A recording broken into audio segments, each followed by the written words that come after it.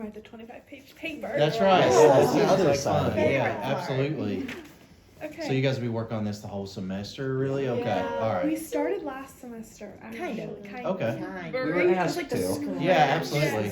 And Right. so now we are It'll be done by In the next crunch month, time. kinda. Yes. There you go. It's knee deep. Well, the paper's due in March, kinda. Oh, I thought it was April. Is it April? We Yes, decided in it's April. We're doing it. Okay, Oh. April. Okay, yeah. Sorry, never had a text. It's There you go, Gotta yeah. keep you on your toes. Absolutely. Let's do an April. Well, good luck. Thank you. I appreciate that. We'll see how this goes. Well, if you could just introduce who you are. Yeah, so I'm Ty Holtgrew. I've been at the Murray Bank for about almost 6 years. It'll be 6 years this month. Prior to that, I worked at First Bank in Tennessee and Commercial Bank. So I've been in banking roughly 12 years. Started out as a teller, worked on every level of banking, pretty much loan ops, deposit ops, call center, opening new accounts, and then most recently loans. So I've been in loans for about 8 years. But primarily what I've done for the bank for the past 6 years is do our secondary market lending, so mortgages. So first-time home buyers that go for first-time home buyer loans, such as USDA loans, all that mess. That's what I did. So any loan that I did for the past 6 years was loans that we actually sold. So if you came and got a first-time home buyer USDA loan, that's what I did, and we sold the loan. So up until in the past couple months, I'm kind of taking a backseat role that I've been training somebody to do that. So I did all that mess during COVID. So when the market boomed, so when housing boomed, I was working at home with a brand new baby. So working from the delivery room. So technology was obviously the savior of all of that mess. So it's been fun. So maybe I'll bring a little bit different perspective than most because I wouldn't say I was the busiest person in the bank, but I was probably second to Bob being the busiest. So it was good.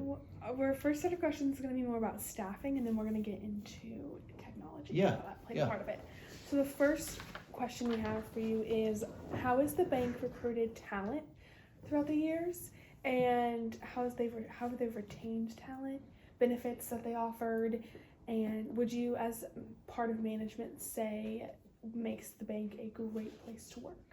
Yeah, so I'll try to cover all of that loosely, I guess. But I guess I'll start with your most recent question is, how does the bank retain staff? And I think after having perspective what a lot of guys have worked at other banks or gals have worked at other banks, you realize what's important to you. And the Murray Bank has strong family values where your family comes before work. And I think that's the strongest thing for me is the balance in that. So I think that we kind of form kind of a family atmosphere, and that promotes you to get good employees that value that as well. And in turn, it just keys to success of business. You treat your employees well, and then it's just going to pay tenfold. You know, you can see it through coming through and talking to most of our staff is you're going to see that, you know, we invest in them and they invest in us. So in turn, yeah. And then what was the other questions in Sorry, part I of was that? just naming them off. Okay, Yeah. benefits added, and what, as part of management, would you say makes this a great place to work? What makes it stand out? Yeah, and I think going back to that, that's what makes it stand out for me against other banks is you're not just a number to be an employee. We're a small community bank where, you know, everybody is valued from, I wouldn't say the bottom to the top because we all feel like we're equal. So in my eyes, you know, the tellers are more important than I am day to day for my customers because they're the ones that actually get to see and talk with my customers every day. I don't see them, you know. So I think we put a lot of value in that. You know, obviously pay is always that one thing that people, so we try to be very competitive in that. And like I said, just try to, you know, offer them an environment that, I don't know, benefits them in their life after work too. So hopefully that answers those Yes, questions. yes. Yeah, I know it's a little bit different, maybe spin. Okay, so how did, I'm sorry, where are you originally from? I'm from Tennessee, yeah. Okay. Yeah. Yeah, I knew you were different. How did you get to Murray and why Murray community? Yeah, bank? so actually, I worked in First Bank in Tennessee in Paris, which is not that far. Grew up in Paris, and then actually, our president Bob actually called one of my former, I guess, employees, or he was an older guy that I worked with that did investments, and Bob was looking for somebody from that area to do some business development and kind of take on the role that I was doing. So that's how I ended up in that, is that Bob basically asked that guy for a referral from the bank that's worked for, and ended up working out because my wife is a nurse. She worked in the ER here, and now she does air evac. She does the flight nursing. So, but it put us close together in work, and then it just ended up working out good. Yeah. So yeah, I didn't even apply for the job. They came after me. That's always a good thing. I was actually on a mountain in Colorado skiing where my brother lives, and I got that call. So I was like, I'm gonna have to get to the bottom of this mountain and then call you back. So that's how that happened, basically. Yeah. Okay, I think that's one of the best stories. Yeah. Get to the bottom of the mountain, and Yeah. then I will give you. Yeah, I literally, I'm crazy. I do all that mess, snowboarding, wakeboarding, all that. I'm just anything extreme. So I was literally at the peak at Copper Mountain, like 13,000 whatever feet, and I got that phone call. I was like, I can't take this right now. They like question it, like what are you? Yeah, bottom no, of I the think he mountain? could hear the wind. I think he could hear the wind. So he's like, okay. He's like, so I just ended up actually calling him back, and we set up a kind of a phone meeting, and that's how it all happened. So it's good. Yeah. Wow. So basically, got home from a trip and was like, talking with my wife at the time and just saying that it's like, hey, I'm probably gonna put my 2 weeks notice in as soon as I get home. So Wow. You really Great made that. vacation. yeah, That's it a- committed that's a pretty great quick. vacation. Yeah, Great vacation. yeah. So my next set of questions, I guess I should say. You go one at a time. Yeah. It would be the pandemic brought with it historically strong and competitive labor markets. How does this bank plan to differentiate itself from competitors on staffing in this unusual environment? Yeah. So it's definitely a different environment, and it's one of those things that we obviously are working on day to day because it's a fluid deal. People's expectations of being able to work from home, especially in banking, is tough because it's so one-on-one with customers. So that's been a challenge. So what we've kind of looked at is how can we, our key employees that we have and employees that we bring on, how can we make it to where they can work mobilely, work from home some. And then also, being competitive is just always trying to offer that edge. And it kind of goes back to my first thing is, investing in them so that their value is in them and not just the bank. Does that make sense? Yes. Bringing employees and training them properly has been a big key thing that we're looking at because as a bank, we've been, and Bob may have told you, and we've had a lot of our key employees turn over in the last 3 years in retirement. We don't usually lose a whole lot of employees to other jobs. We're lucky in that. People usually get burnt by other banks and end up here, I should say. I hate to say that, but I kind of went through that too, is that when you find a good fit, you stay. So we've learned with losing some key employees to retirement and that, we've had to kind of grow in our recruitment a little bit. Obviously, we try to get a lot of our hires from Murray State grads in lower roles, but, in bigger roles that we have, such as operations managers and such, has made it tough. That it's kind of a hard question to answer in that how has COVID impacted that, because it all kind of happened at once. We had a lot of turnover right around COVID and retirement because it was a perfect time for a lot of our folks, and it just seemed like they aged out right at the perfect time too, so it's kind of weird. But I don't know if that really answers your question on that. Yeah, more or less, a little bit. Okay. You mentioned like training, Yeah. and so I know you're on like the newer aspects. So could you like go into a little bit further how your training experience was and what you guys prioritize and how you're going to fold that into like your newer hirees? Yeah, absolutely. So what we've learned is obviously banking has evolved so much in the past several years that when we bring somebody in, we're not only teaching them products, we're teaching how to use the technology that we have. So that's the challenge is basically you learn something very well if you're hands-on. So we're trying to inject our employees on the front line as fast as possible, but also keeping them in the support role, like keeping someone basically shadowing with them so that they grow that confidence when they're one-on-one with customers. So I think that's what we do best is we're not just kind of throwing people in the fire per se. We try to invest time.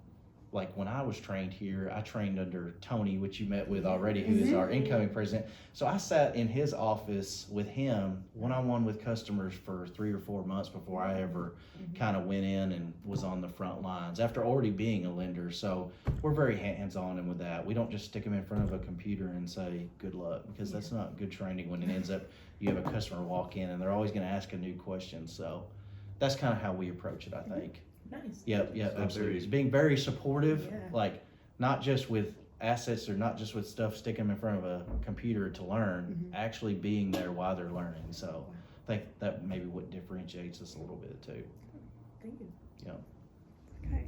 So next question is, Murray Bank's LDR ratio is very low. Is this a money maximization What is that? What is strategy? that ratio? The loans to deposits. Oh, okay, yeah. Repeat the question one more time for me. So it's the ratio is low. Is that a money maximizing strat? Like, how does?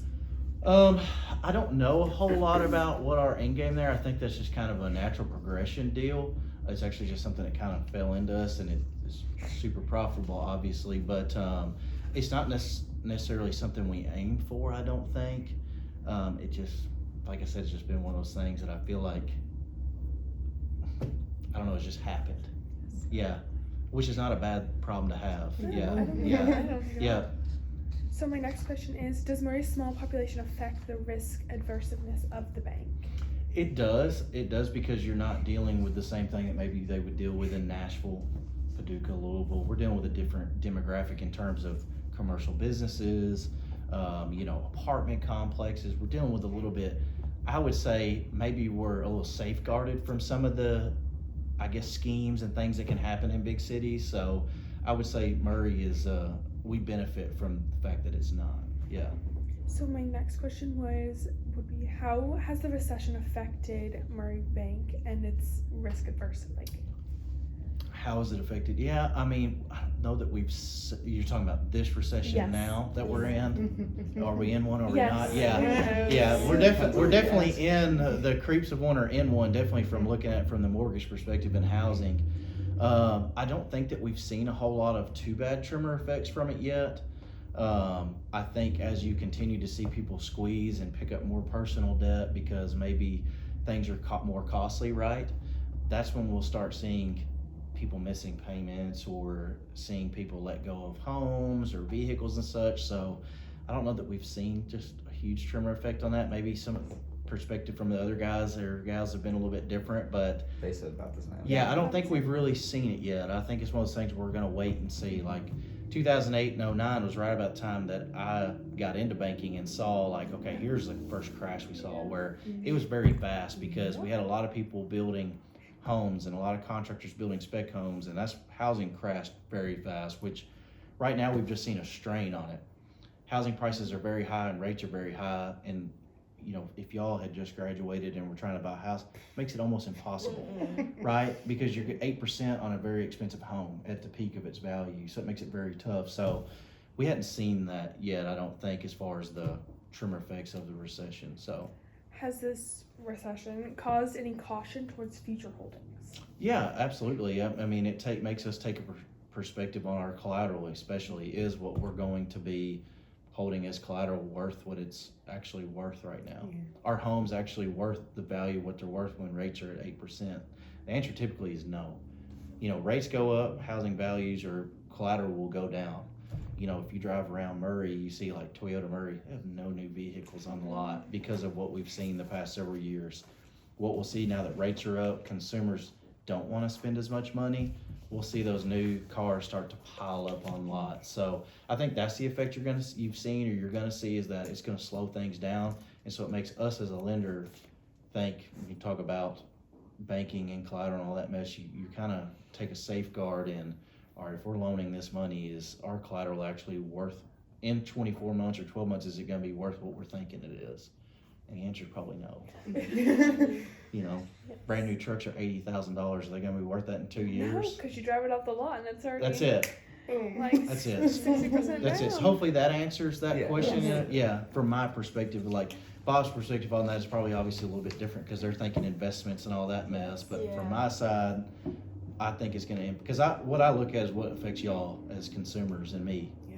That's my kind of my point of view. So So my last question, we can Yeah. have more, would be, so we read on the bank's website that it's been voted Murray's favorite bank yeah. for the past 19 years. What do you think makes the bank stand out in Murray, and just for not even just the regular community, but also the college community that they have? I think that's it. I mean, you see the money that we re-inject into the community. I mean, I've never worked at a bank that literally, it feels like we dump money in the laps of other people. I don't say that negatively, but I mean, you look at Murray High, you look at Callaway, you look at Murray State, like we do grants and we don't even know who's getting the grants, like for scholarships. I mean, I know that sounds crazy, but we just turn over money and say, do your best due diligence with it and, put it in the hands of somebody that needs it, right? We do the same thing with the schools. We hand over checks to the schools and, You know, like we just did a huge project with the lights at the soccer fields. Like we're just constantly doing things to re-inject money. And so our thought is we're just giving back to the community that gives to us. And whether that's through college or through the local, because obviously the college benefits from anything we do locally, and especially the students, because I mean, the better the community is, the more it supports the students in my mind, right? So that's how we give back, to try to impact our community, to make it to where it makes people want to do business with us. And you know, like me as a parent now, my kid's aging, and like I think about, it wasn't that long I was in y'all's seat, but you know, 10 years fast forward some, and you're looking and you're like, you know, if your kid's on a sports team and the bank is like dumping money in their sports program or dumping money around their school, it's like, maybe I should do business with them, because they're the ones that are actually directly supporting my kids, my family, you know. So I think that's the perspective we take on how we give back to try to improve business. You want to jump in the volleyball program? Absolutely. I would appreciate it. Yeah. Did Tim come up here and talk to y'all yet? Tim Stark, No, or is he on? that's Friday. That's who you need to ask for. Oh, money. sounds He good. writes Let me write checks. mine down. He's got the big checks that, you know, you write on with a big permanent marker. Yeah. So that's who you need to talk to about the money game. Yeah. Sounds good to me. Yeah, absolutely. He's in charge of our marketing, and Okay. he asks our board for marketing budget every year. So you just slide in there. So when we Yeah. talk to the board members, we can talk about Yeah. See, bigger we can talk marketing about that. budget. That's it. Yeah, that's right. That's right. What's one great story that the bank has that exemplifies a community bank adapting with new technology in the past 5 years? You know, I think right around COVID, I think, you know, we really, being a small bank, it just seemed perfect that we invested a ton of money in our online banking and our mobile access, because like y'all, I mean, how many times have y'all actually physically been in a bank in the past 12 months other than today? Not that much. Not that much, right? Right. So before that, you know, being a smaller bank, not that we're trying to keep up with other banks, but we knew technology-wise we can't fall behind on mobile deposit, access, you know, to your money from your phone, and being able to do things. So I feel like for us as a small bank, we've just hit that head on.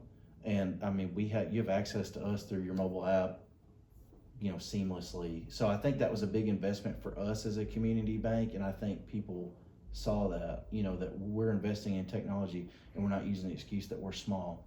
You know what I mean? Like if US Bank has it, we have it.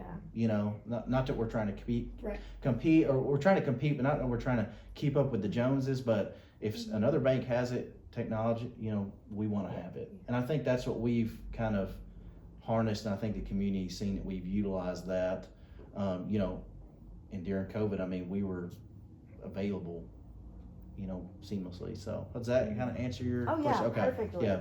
What hurdles have come up because of adapting that new technology into this? Yeah, so with that, you have security risk, and I'm sure they've kind of touched on that, is anytime that you have more technology, you have more security risk. So we've had to kind of jump up more in training on that with our employees, whether it's through, you know, weekly meetings, monthly meetings, or the training that we actually all have to take monthly. We have a little training, little reminders on phishing and all that mess, you know, mobile, because for a longest time, I was one of the only 3 employees that had email on their phone, because my line of business was so busy because we were just very stuck in like, here's how we're secure. So we had to start breaking through. I was so busy, there was no way that I couldn't have email on my phone through the mortgage business. But so we've kind of hit that head on and kind of invested more time and money into security, because that's the biggest thing that I feel like kind of COVID brought on, because, you know, there's a lot of bad going on. When there's a lot of good going on, there's a lot of bad going on. You know what I mean? And hackers and all that mess and people trying to do the wrong thing never sleeps. And so they try to take advantage of people during COVID even worse. So there was a lot of like the payment protection money that they did for small businesses and for, you know, individuals. There's a lot of fraud going on with that. So we had a lot of combating with that. Is that like a whole company-wide, you guys all have, obviously all have to be aware of it, but what type of division for IT do you guys have here? Yeah, so we have, I mean, obviously our CFO, Marla, which I think you met with her earlier. Yes, Yeah. you did. Yeah. We She's love her. Yeah, she's awesome. So she has Jeff under her. So those two basically are our IT and security, and then obviously we got Leanne, who's more bank-wide security as far as day-to-day operations, but I think those two are our tag team duo as far as heading off technological advances as far as security goes. So that they are our two, yeah. Yeah. Do you think with the CEO and the CFO kind of nearing retirement, it's gonna like impact you and other like sections or branches within? I think it will to a certain extent, but I think we're lucky enough that as you've talked to Bob, Bob has a 2-year succession program with Tony, basically, to where we just kind of ease into things. You know, so anytime we had turnover, like we had turnover during deposit ops, we had eased into it. So usually they train hands-on with whoever's coming, after them for 6 to 12 months, even 2 years. So, like I said, we've been lucky that we've retained a ton of key employees over basically since this bank was started, that we're just now having those key turnovers. So that's how we're kind of heading it off. It seems like is like you see with Tony, you talk with him and Bob, they're two different people, but they're training to be basically as a bank standpoint to be the same, so that we have that leader, we have that identity that doesn't, get lost in the fold, if that makes sense. No, Yeah, absolutely. yep. That's kind of how we're addressing it. Yeah.